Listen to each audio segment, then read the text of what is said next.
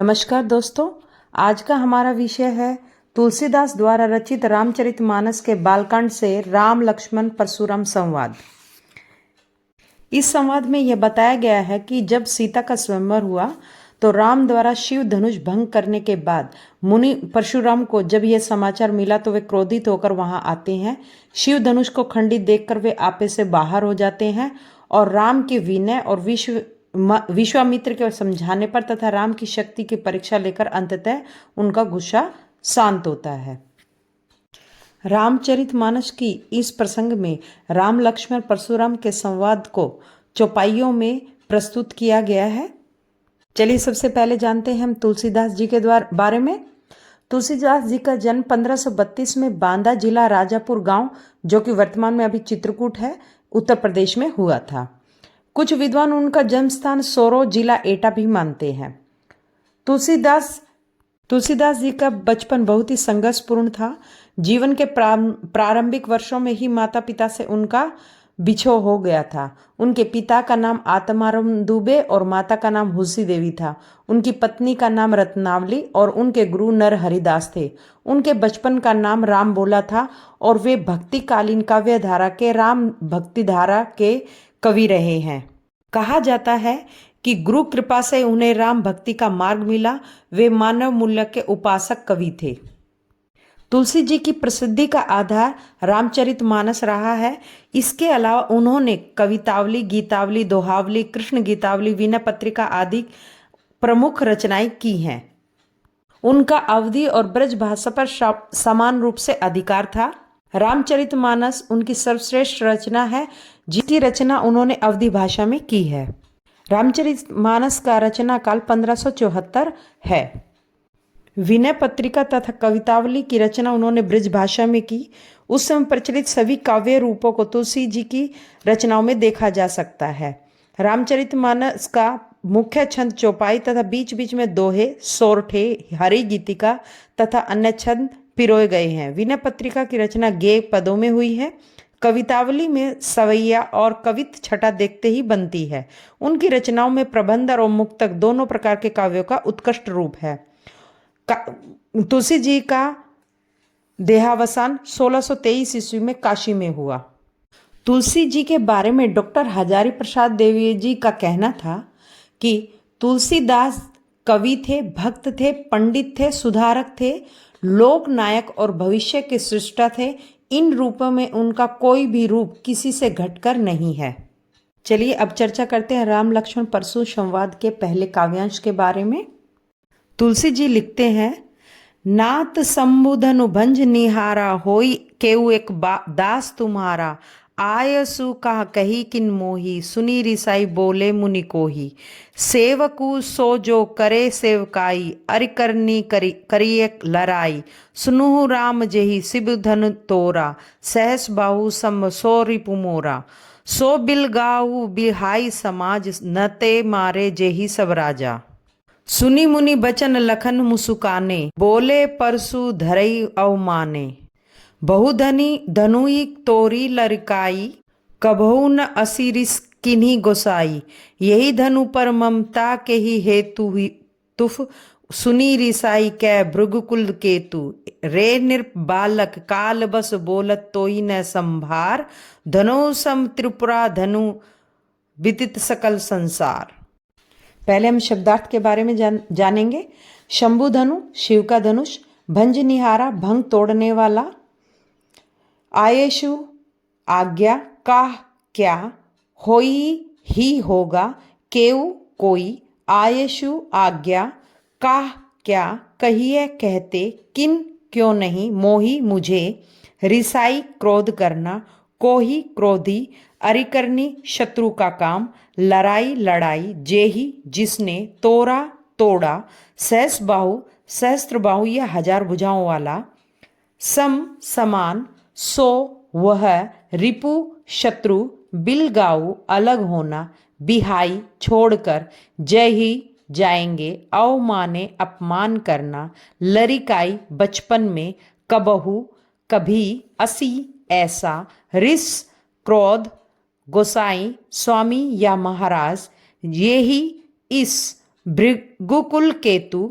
भृगुकुल की पताका अर्थात परशुराम, नृप बालक, राजा का बेटा, राजपुत्र, त्रिपुरारी शिवजी, विदित जानता है, सकल सारा। इस काव्यांश में तुलसी जी ने उस घटना का वर्णन किया है जहां श्री राम के द्वारा शिव धनुष को तोड़ देने पर परशुराम जी इतने क्रोधित हो जाते हैं कि धनुष तोड़ने वाले को वो अपना शत्रु तक मान लेते हैं। परशुराम जी को इतना अधिक क्रोध करता देखकर अनजाने में ही लक्ष्मण जी उनका उपहास करने लगते हैं, जिस पर परशुराम जी और अधिक क्रोधित हो जाते हैं। परशुराम को क्रोधित देखकर राम कहते हैं, हे नाथ, जिसने शिव का धनुष तोड़ा होगा वह आपका ही कोई सेवक होगा, इसलिए आप क्यों आए हैं यह मुझे बताइए। इस पर क्रोधित होकर परशुराम जी कहते हैं, सेवक तो वो होता है जो सेवा करे। इस धनुष तोड़ने वाले ने तो मेरे साथ दुश्मन जैसा व्यवहार किया है और मुझे युद्ध के लिए ललकारा है। कहते हैं, हे राम, जिसने भी इस शिव धनुष को तोड़ा है वह वैसे ही मेरा दुश्मन है जैसे कि शस्त्र बाहु हुआ करता था। अच्छा होगा कि वह व्यक्ति इस सभा से अलग खड़ा हो जाए और नहीं तो यहाँ बैठे सारे राजा मेरे हाथों मारे जाएंगे। यह सुनकर लक्ष्मण मुस्कुराने लगे और परशुराम का मजाक उड़ाते हुए बोले कि मैंने तो बचपन में खेल खेल में ऐसे बहुत से धनुष तोड़े हैं, लेकिन तब तो किसी भी ऋषि मुनि को इस पर गुस्सा नहीं आया था। इस पर परशुराम जवाब देते हैं कि अरे राजकुमार, तुम अपना मुंह संभाल कर क्यों नहीं बोलते? लगता है तुम्हारे ऊपर काल सवार है। वह धनुष कोई मामूली धनुष नहीं है, बल्कि वह शिव का धनुष है जिसके बारे में सारा संसार जानता है। इस काव्यांश में विशेष है कि भाषा अवधि है, दोहा और चौपाई छंद में गैता मौजूद है, अनुप्रास और उपमा अलंकार का प्रयोग किया गया है। चलिए अब चर्चा करेंगे काव्यांश दूसरे के बारे में। लखन कहा हसी हमरे जाना, सुनो देव सब धनुष समाना, का छति लाभू जून धनु तोरे, रेखा राम नयन के भोरे, छुअत टूट रघुपति हूँ न दोसु, मुनि बिनु काज करिय कत रोसु, बोले चित्तई परशु की ओरा, रेसठ सुने सुभाऊ न मोरा, बालुकु बोले बधऊ नहीं तोही, केवल मुनि जड़ जानहि मोही, बाल ब्रह्मचारी अति कोही, विश्व विदित क्षत्रिय कुलद्रोही, भुजबल भूमि भूप बिनु कीन्ही, विपुल बार मही देवन दीनी, सहस बाहु भुज छेद निहारा, परसु बिलोकु महिपु कुमारा, मातु पितहि जनी सोच बस, करसी महिष किशोर, ग्रबहि के भर अर्भक दलन, परसु मोर अति घोर।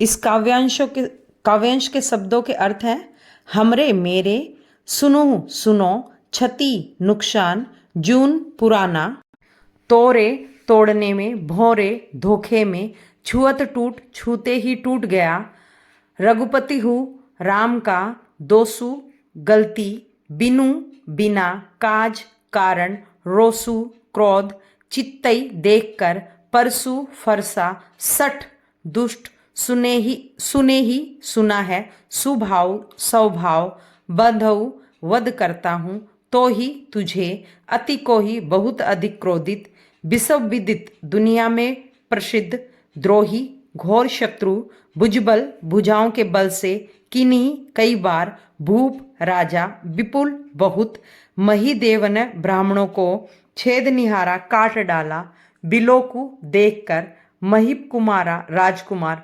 गर्भन गर्भ के, अर्भक बच्चा, दलन कुचलने वाला, अति घोर अत्यधिक भयंकर। इस काव्यांश में तुलसीदास वर्णन कर रहे हैं कि जब परशुराम जी को अत्यधिक क्रोध करता देख लक्ष्मण जी उनका और मर्यादा मजाक करने लगे।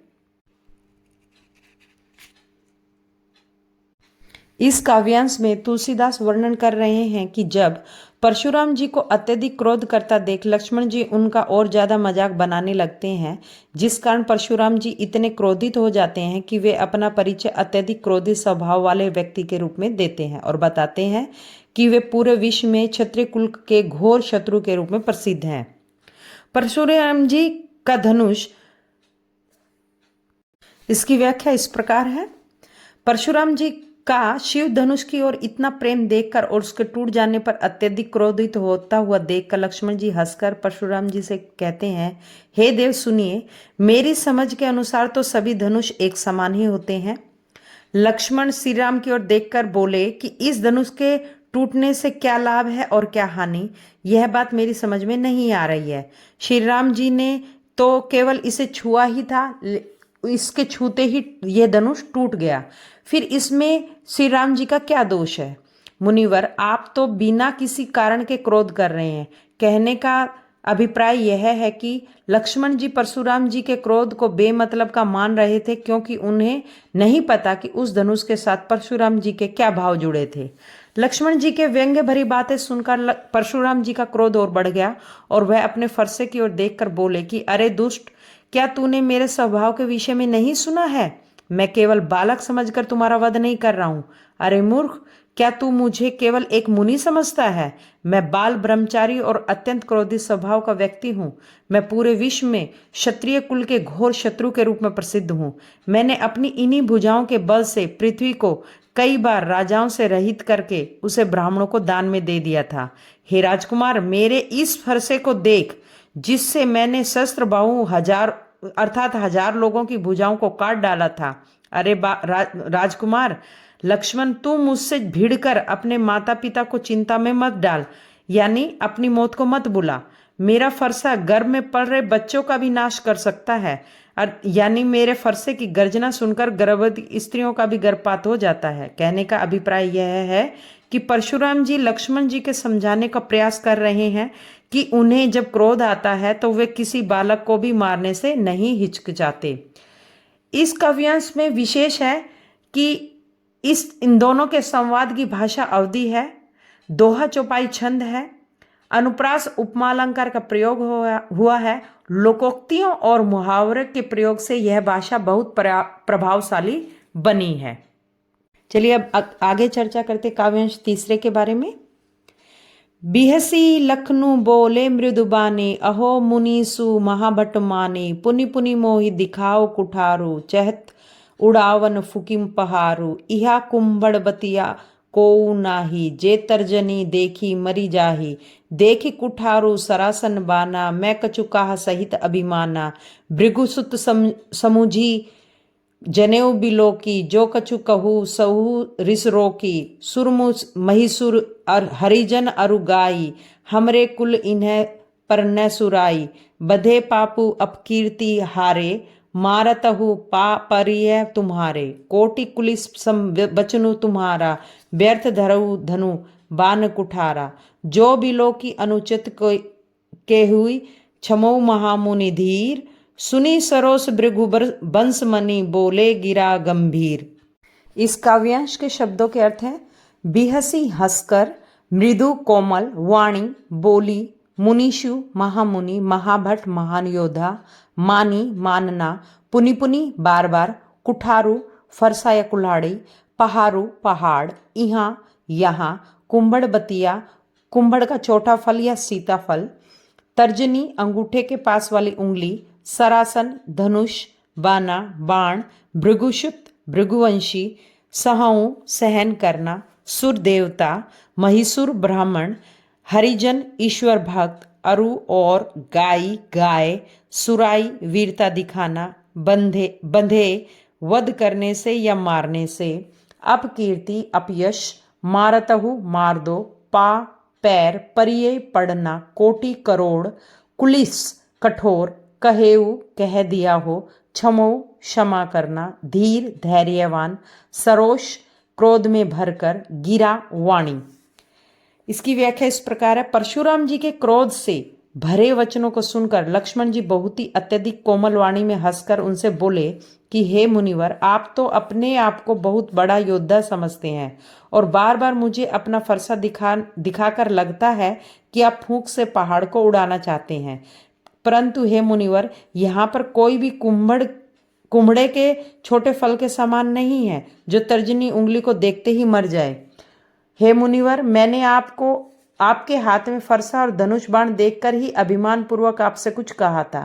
कहने का अभिप्राय यह है कि एक क्षत्रिय ही दूसरे क्षत्रिय से पूर्वक कुछ कह सकता है।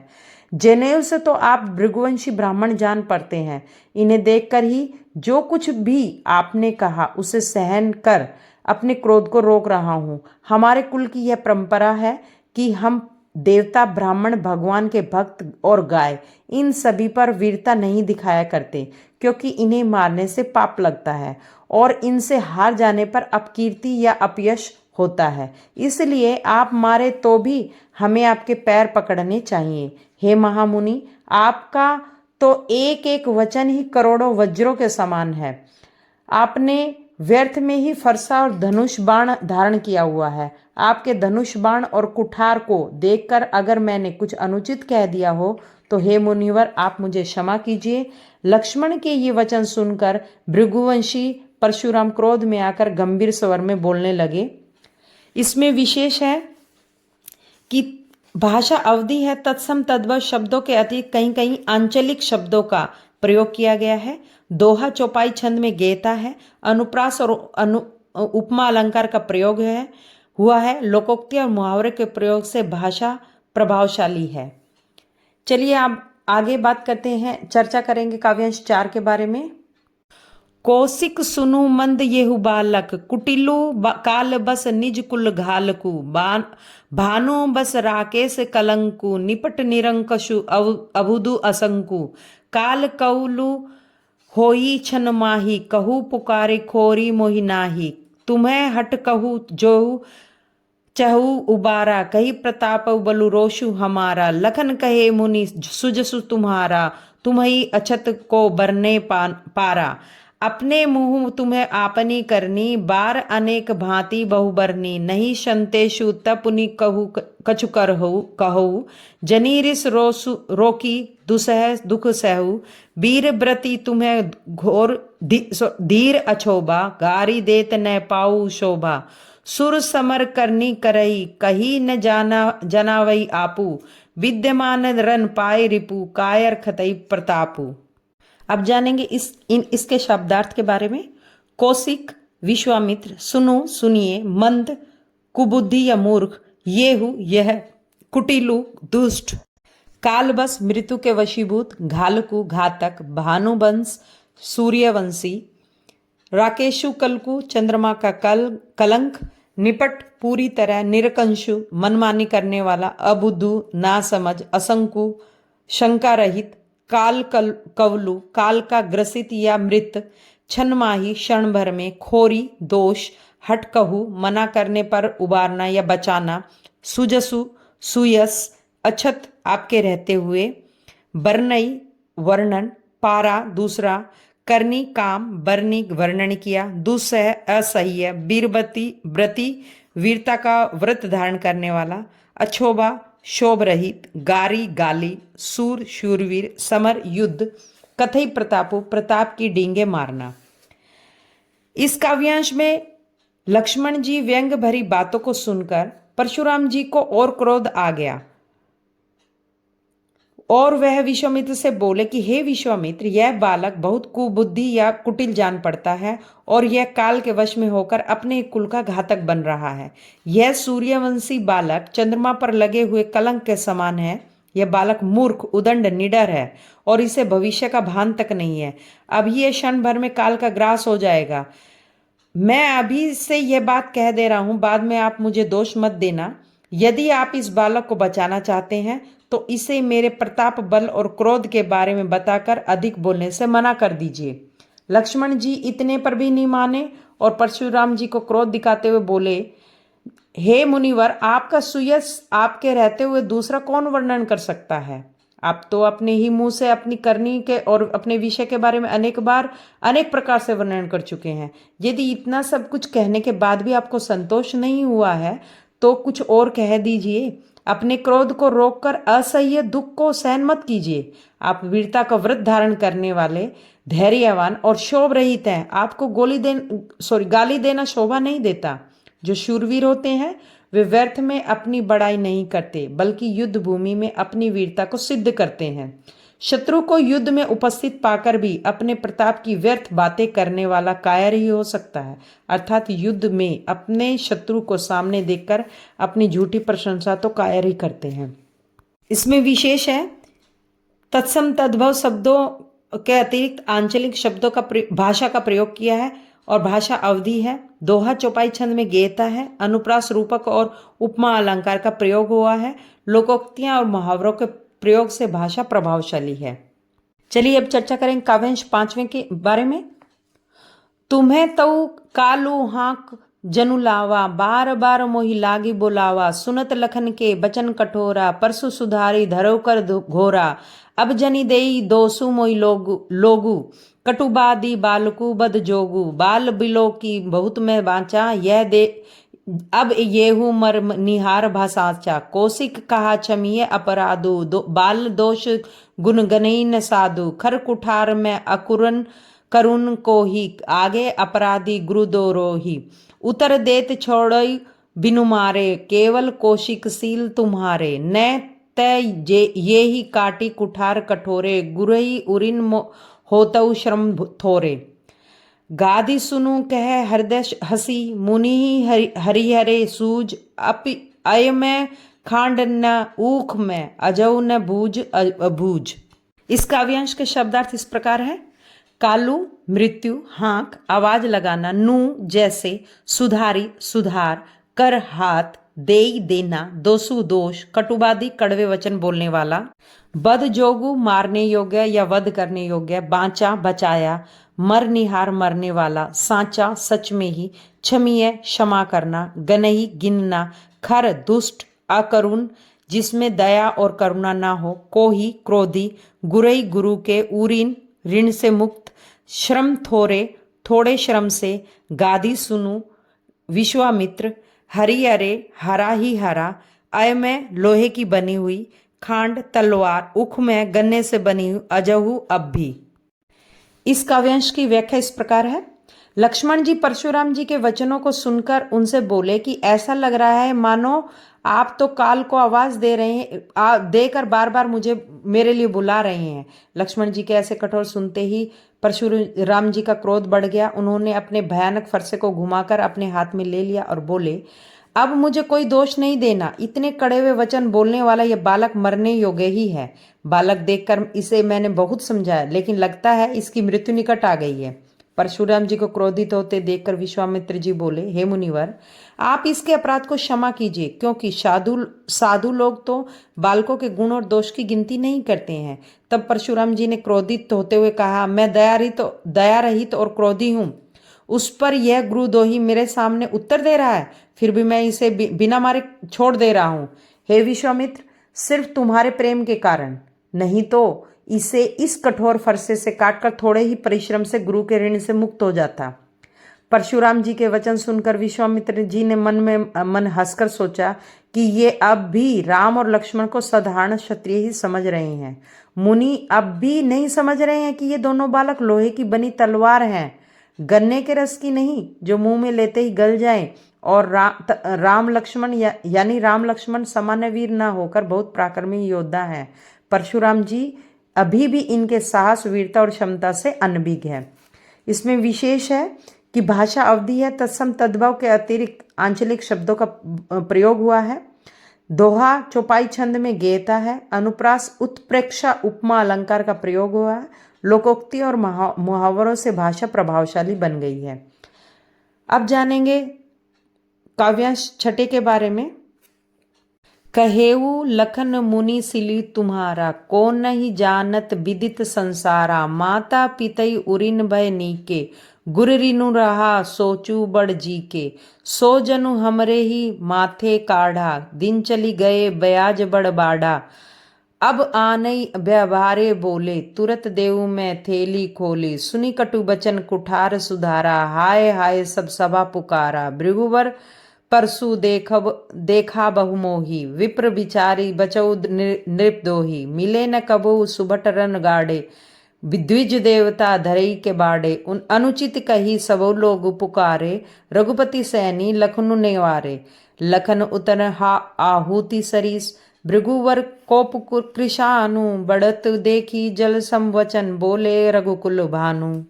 इस काव्यांश के शब्दार्थ हैं सीलू सील स्वभाव, विदित पता है उरीन ऋण मुक्त, नीके भली प्रकार, गुरु ऋणु गुरु का ऋण, हमरे ही मेरे ही, व्यवहारिया हिसाब लगाने वाले को, विप्र ब्राह्मण, सुभट बड़े बड़े योद्धा, द्विज देवता ब्राह्मण, से ने ही आंखों के इशारे से, नेवारे मना किया, कृषाणु अग्नि, रघुकुल भानु रघुकुल के सूर्य श्री रामचंद्र।